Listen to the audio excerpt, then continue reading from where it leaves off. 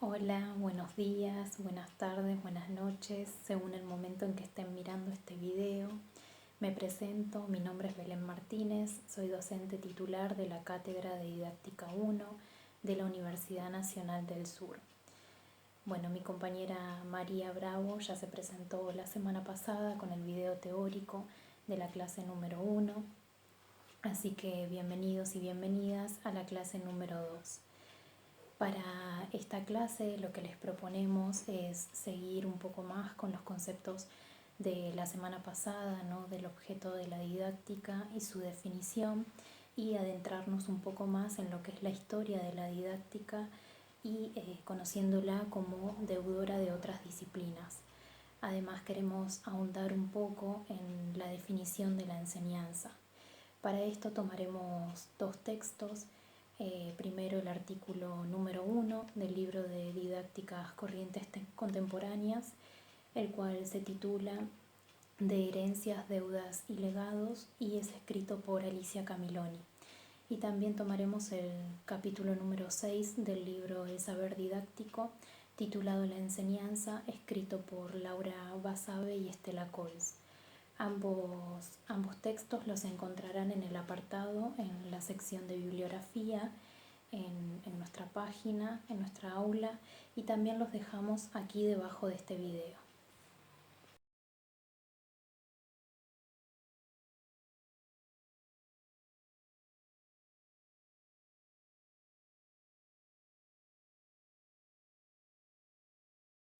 Bueno, me gustaría comenzar con el texto de Alicia Camiloni, en el cual ella nos propone conocer las deudas y los legados que tiene la didáctica para luego poder adentrarnos en lo que son las corrientes actuales. Debemos tener en cuenta, nos señala ella, ¿no?, que la didáctica comienza a convertirse en una disciplina científica como tal cuando se apoya en la psicología, ya que de ella va a heredar distintos enfoques, distintas teorías y programas que se va a configurar, los va a configurar para poder convertirlos como propios de su misma teoría. A partir del movimiento denominado la reconceptualización del currículum, el cual se inicia a mitad de la década de los años 70, se da una reconsideración de la importancia que tienen las distintas líneas o teorías filosóficas, sociológicas o políticas que, según se afirma, deben ser retomadas con el objetivo de reconstruir la teoría del currículum, el cual se lo va a tomar como un objeto de conocimiento central, sin duda, de la didáctica. Si queremos categorizar y explicar, digamos, el campo de las corrientes actuales de la didáctica, debemos pensar en lo que es la psicología, en las distintas disciplinas que se extrapolan a la didáctica general. También hay que pensar y tener muy en cuenta las corrientes filosóficas, los aportes sociológicos y además la ciencia política. Por tal motivo es que se va a conocer a la didáctica como un campo que es deudor de otras disciplinas. La autora tiene una hipótesis, y es que el campo de la didáctica es reconocido y es demarcado por los didactas, pero a su vez es un campo que es difícilmente reconocido por otras disciplinas. Es decir, que otras disciplinas no reconocen el valor que la didáctica tiene. Camiloni entonces nos hace ver que la introducción en la reflexión y en el estudio de los distintos procesos educativos que ocurren en la escuela especialmente, conducen a lo que es una demarcación nueva que estará asociada con el estudio de dos complejos objetos. Uno es el currículum y otro es la escuela. Y al currículum siempre hay que entenderlo como un concentrador de la temática didáctica. Cuando miramos el desarrollo de las distintas teorías didácticas, encontramos que hay una importancia muy decisiva en los trabajos hechos en microsociología, en antropología y también en lingüística, ya que en estos trabajos se ve a la escuela como una organización que resulta muy interesante para poder analizar procesos que, si bien se toman desde un nivel macro, ya que pueden ser explicados de distintas maneras, en la escuela como un lugar de formación instituido por la sociedad, encuentran un lugar privilegiado de estudio. Entonces, los didactas lo que hacen es, sostiene Camiloni, aprender con dificultades, pero a fin aprender a utilizar los hallazgos y las teorías provenientes de otras disciplinas para poder utilizarlos en la didáctica en sí.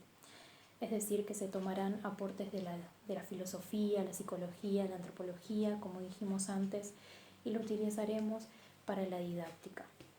En la clase pasada, la profe Maru hizo referencia con el autor Domingo Contreras a los procesos de enseñanza y aprendizaje. Me gustaría aclarar que se ha producido una ruptura conceptual entre estos procesos. Ahora se parte de la idea de que se trata de dos procesos que son claramente delimitados, que son diferentes y hasta se puede decir contradictorios en muchos casos. Y sobre la base de esta diferencia, ¿no?, de la cual se trata, es que la didáctica se termina construyendo como una disciplina que tiene un objeto que se puede definir de distintas maneras, ya que este objeto es polisémico, pero que a la vez constituye un objeto sólido de conocimiento y a la vez de acción. Entonces, esta disciplina que hoy nos convoca resulta ser una teoría de la enseñanza heredera y deudora de muchas otras disciplinas. Es muy importante que recuerden esto último porque esta es la idea que Camiloni va a trabajar durante todo su texto y durante todos sus aportes, ¿no? Ella sostiene que hay que reconocer mucho a los deudores porque es gracias al valor de esa deuda que hoy la didáctica ha podido generar un corpus significativo de conocimiento. Entonces, finalizando con este texto de Alicia Camiloni, quiero que recuerden que cuando el didacta se plantea la problemática de la enseñanza como una tarea a realizar, debe encararla como un trabajo de intervención social. Entonces, la carga de valor que tendrá frente a la sociedad, esta carga que la didáctica sobrelleva, es tan grande que lo que hace va a ser obligarla a no poder mirar de lejos, a no poder ignorar ninguno de los aportes de ninguna de las ciencias sociales. Entonces, tomando que todo trabajador social se plantea cómo trabajar, cómo intervenir en una comunidad, los didácticas lo que van a hacer es ocuparse de la enseñanza tratando de responder a distintas preguntas que van a resultar complementarias y específicas. Estas preguntas son qué enseñamos, cómo lo vamos a enseñar, qué es lo que debemos enseñar, qué debe ser y qué debe hacer la escuela. Esto es muy importante. Y bueno, como mencionamos anteriormente, la didáctica es una teoría de la enseñanza que resulta heredera y deudora de muchas otras disciplinas. Su destino, al ocuparse de la acción pedagógica, es constituirse recíprocamente en oferente, pero también en dadora de teoría en el campo de la acción social y además del conocimiento.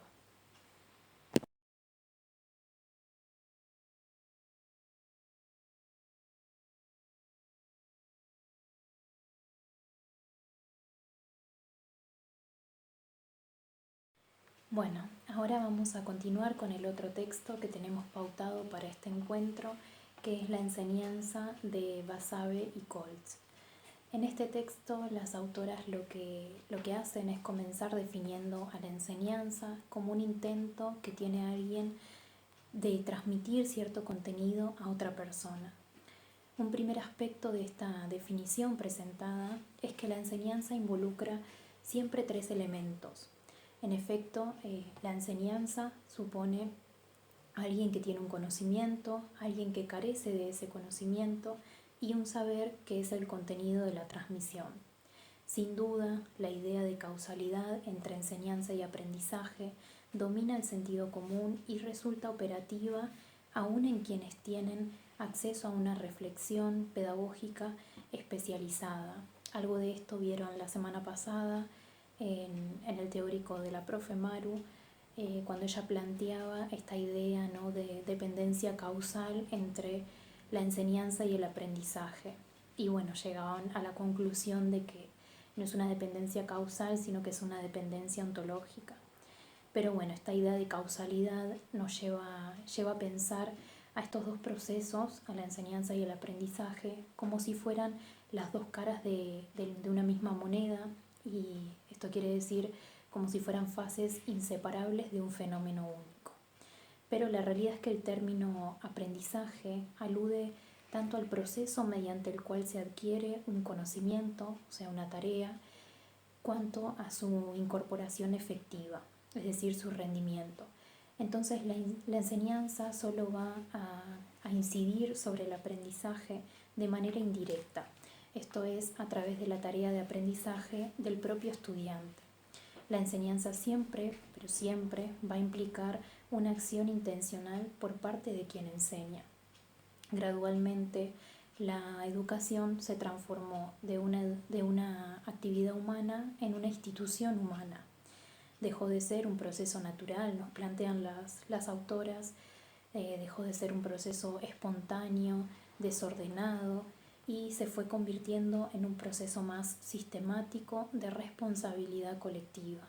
La enseñanza fue quedando a cargo de un personal especializado, se asoció a actividades y materiales específicos y fue localizándose en lugares determinados.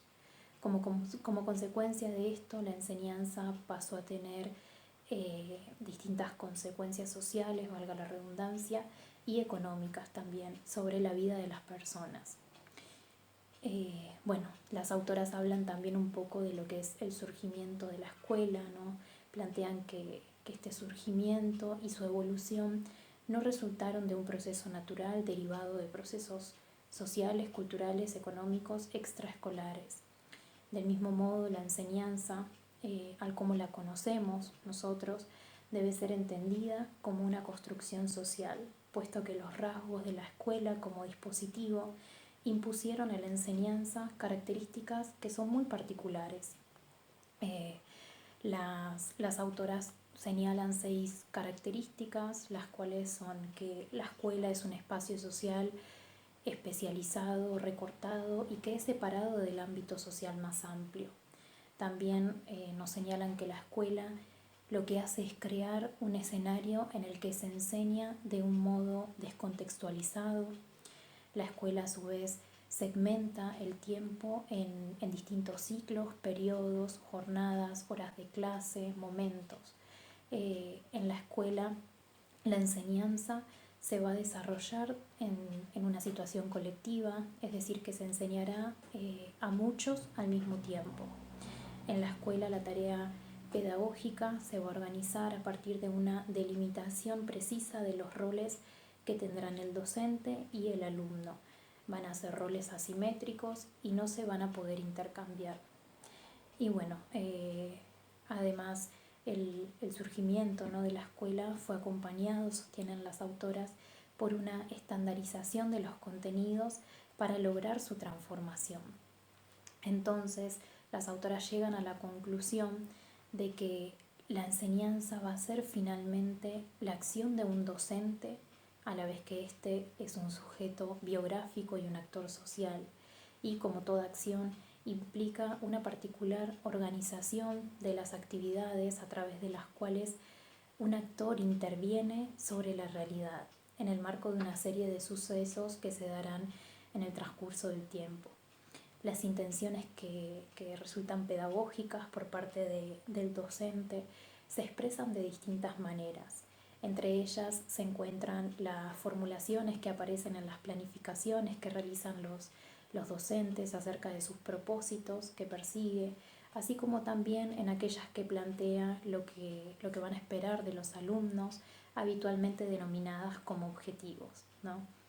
Así que bueno, enseñar lo va a tomar Estela Basabe y Coles como una acción orientada hacia otros y realizada con otros.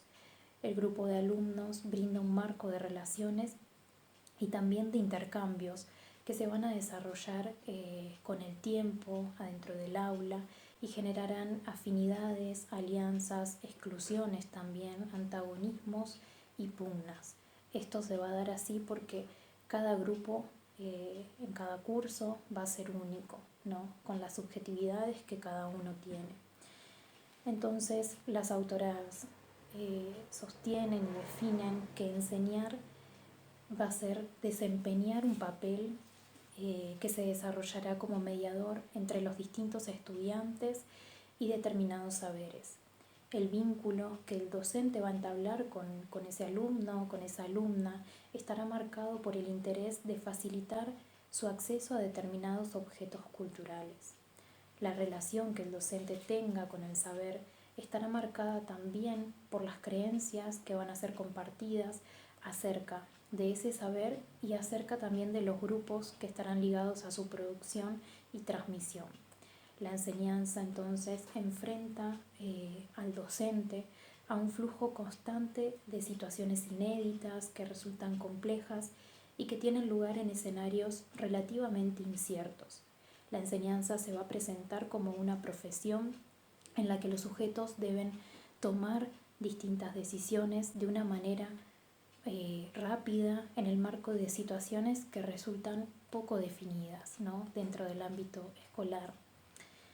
Los docentes y las docentes, a su vez, disponen de un importante acervo de conocimientos, creencias y también teorías personales, a través de las cuales van a interpretar y atribuir sentido a las situaciones que resultan como cotidianas. La enseñanza implica la puesta en práctica de una gama de actividades que se refieren a ámbitos que son diversos y que se llevan a cabo en momentos y escenarios muy diferentes.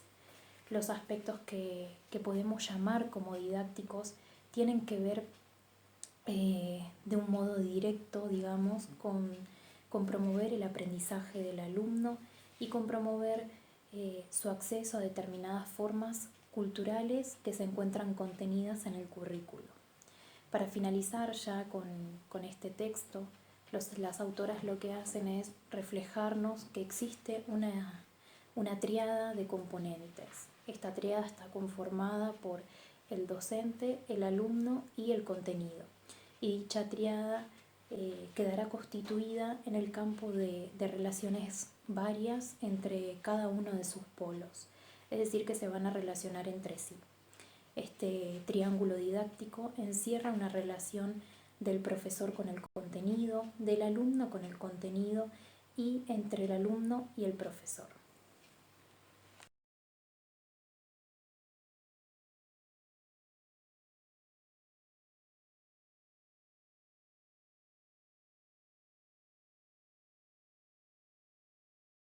Bueno, ya culminando con el encuentro del día de hoy, me gustaría hacer hincapié en la importancia que tienen las distintas disciplinas de las cuales es deudora la didáctica, en cómo se ha trabajado a lo largo de los años por definir el objeto de estudio de la didáctica y además en la relevancia que tiene el proceso de enseñanza, el cual vimos hoy. El mismo teniendo siempre una acción intencional, no se olviden de eso. Y bueno, les recomiendo que lean con mucho detenimiento estos textos, que puedan relacionarlos con los de la clase pasada, que anoten dudas, consultas o comentarios y los escriban en el foro de intercambio que tenemos en el aula virtual. Así pueden también interactuar entre ustedes y ante alguna duda lo retomaremos la próxima clase. Sin más que agregar, me despido, les deseo una excelente semana y nos mantenemos en contacto.